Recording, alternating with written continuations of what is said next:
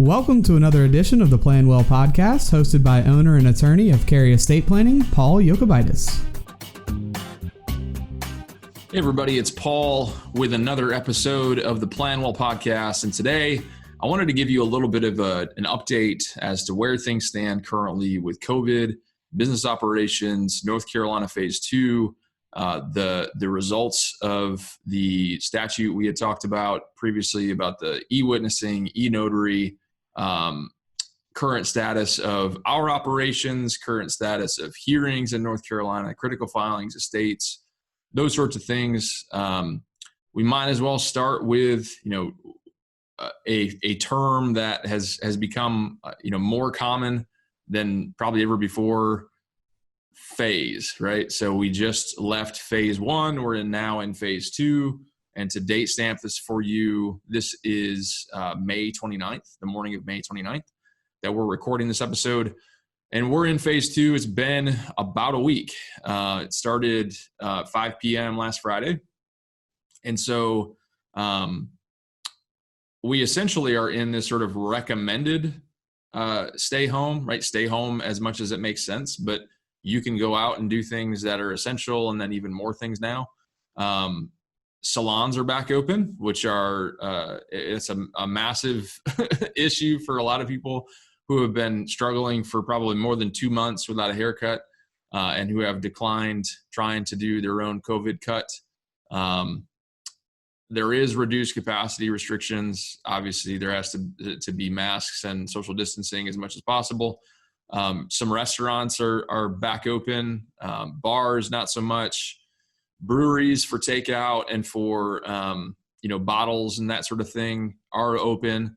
Restaurants are generally at a reduced capacity. If you go to any restaurants around here right now, there is table service, but you see a stark lacking of tables in the restaurant, and that's obviously intentional to comply with the state's guidelines.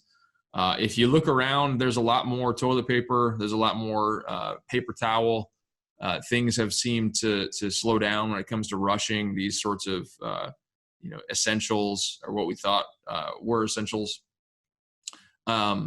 Things like yeast and flour and some miscellaneous goods around the home are still in limited quantities. You may have seen people in your life now start baking bread, or now start doing other things that they never would have thought of before. Well, that's why there's a run on yeast and flour. Just weird times we're in, right? And so what they're basically saying is, we're sort of easing restrictions in phase 2, easing things when it comes to public gatherings. Now, some gyms are opening for outdoor exercise. Some places of worship are doing outdoor services on Sundays. Some are doing indoor, but with limited capacity. You're generally seeing some pools open. You're seeing public parks open. Most gyms are not open on the inside currently, or if they are, it's very, very limited capacity. But you're seeing some, return to normal. A lot of people's anxiety, it seems, when you go out in public is a little lower.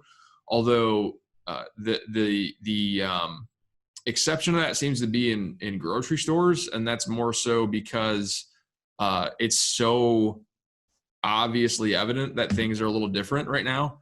If you go to Walmart, for instance, they've got specific barricades set up, so you can't go in the exit, you can't go out the entrance, and those sorts of things. There's one-way decals on the floor that basically say you have to go north down one aisle and south down the other, to essentially prevent people from crossing paths. There's still reduced capacity. If you go to Walmart, Whole Foods, they have an employee at the door basically checking numbers to make sure that they're always under capacity. You're generally still seeing the hot food and fresh food areas closed. Things are still being made, obviously, in the deli areas, but as far as having communal areas of food where you can serve yourself, it's still closed. You're generally seeing the number of events planned for the near future increase. So like concerts, comedy shows, outdoor events are certainly being planned for later in the summer. But unfortunately, a lot of towns are canceling their 4th of July celebrations, which is not great. But it seems to just be, some resumption of normalcy. Not all the way across the board, of course, but just sort of small steps. Obviously, with phase 3, we lessen restrictions even more, but that's probably going to be in the middle of June at the earliest. It's supposed to be 4 to 6 weeks after phase 2. So that's where we're at as far as what things mean for North Carolina residents currently. Of course, things are starting to adjust somewhat with our practice. Just over the last week, we have resumed in-person consultations, but they're, of course, with masks on. We either provide, potential clients with masks if they don't have any, or, require, if they do have them, wear them to the office. We have sanitizer all over the place. We probably overkill, wipe things down and sanitize before and after all client meetings. And, to this point, it's only been, I believe, 4 in-person consultations over the last couple of weeks. And so people are still, I think, preferring video meetings, which is totally fine. We do that over Zoom. And for the most part, it's been very successful. We are continuing to do in-person signings on Mondays in our Cary office every Monday. And certainly the volume of those signings has decreased as we've been able to assist clients who were sort of on hold through March and the beginning of April. But from the middle of April through the middle of May, we did probably 50 signings on 4 days.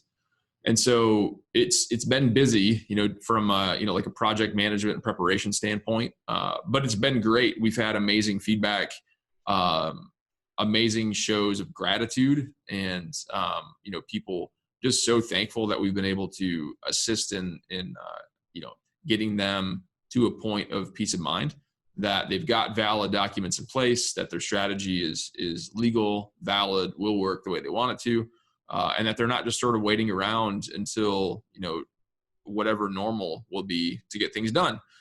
And so with that in mind, since I guess it's been a week or two since the statute that we had been speaking about, this was, I guess, middle of May. This is when it passed, but the North Carolina stimulus measures, they all kind of passed together, and part of it was a statutory update allowing for emergency electronic witnessing and notary, not literally like e-sign, but over video, kind of how we're recording this today. The issue with that is that it seemed to be kind of too little too late, and potentially too disruptive to our existing practices and the existing practices of most professionals to actually implement. So we're not implementing it. We're not actually changing anything right now. We've been able to have a lot of success implementing our CDC compliant signings on Mondays, and our clients have really enjoyed that experience and have been appreciative of that experience. So the issue would be really changing our process substantially in order to accommodate those electronic or video witnessing and notary executions.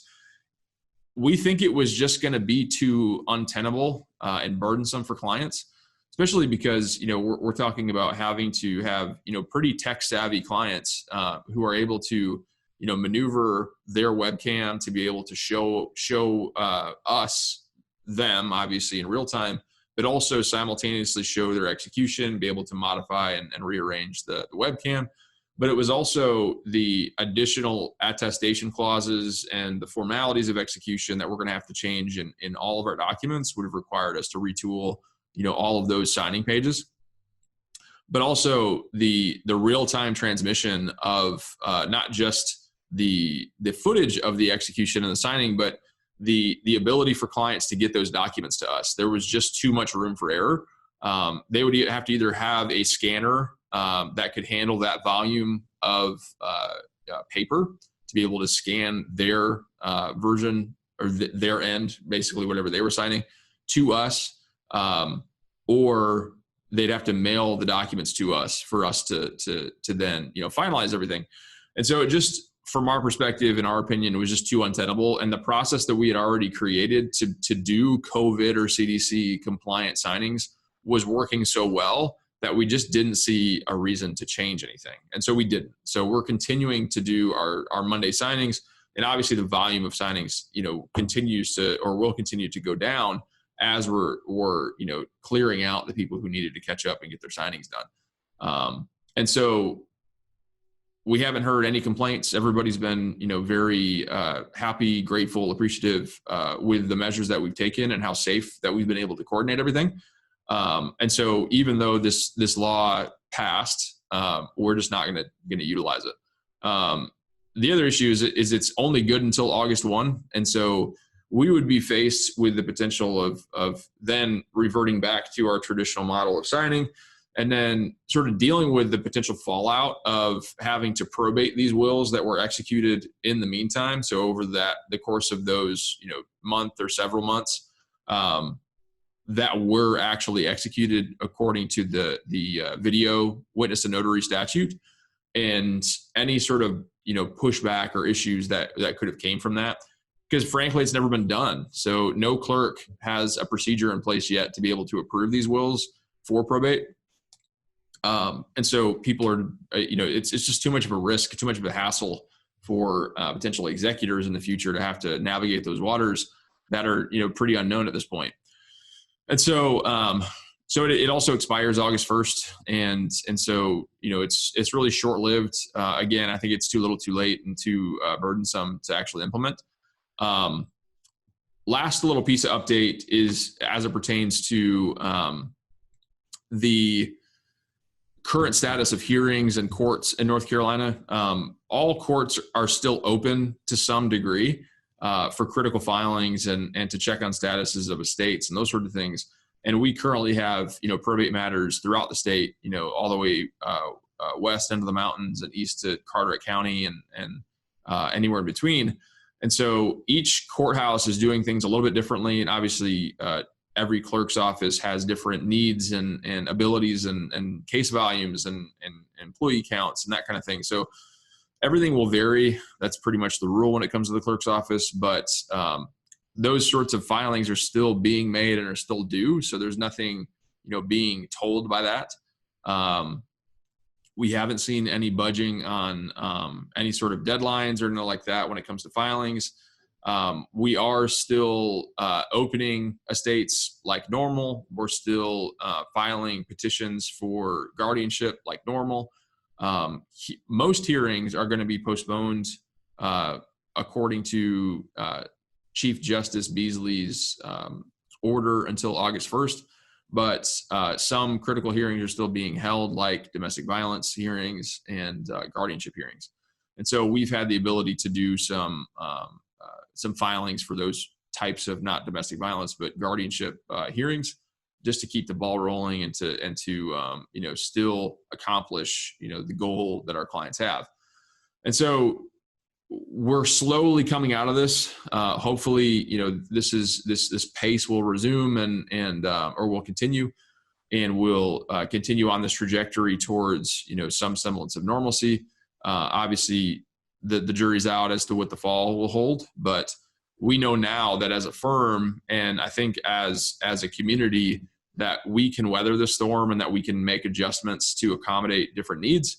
And that, I think, has been, such a great upside of all this is that, we as a firm, we're already very digital and nimble and, capable of making immediate changes and still accomplishing the outcomes that our clients are seeking. And so if this sort of thing happens again in the future, whether it's a second wave of COVID or whether it's some other crisis that really changes the way that we operate, we're really capable of doing that. And we're incredibly grateful for that. If y'all have questions, obviously, if at any point you're interested in learning more about anything that we're talking about, you can go to CaryEstatePlanning.com. You can also check out our additional podcast episodes at pod.co/planwell. We also post these videos to YouTube. Check out our YouTube channel. We hope that you're all, just staying safe, staying healthy, doing the right thing, exercising good judgment, and we hope to see you on the other side. This is Paul from Cary Estate Planning with another episode of Plan Well. Thanks for tuning in to the Plan Well podcast. We will see you next time.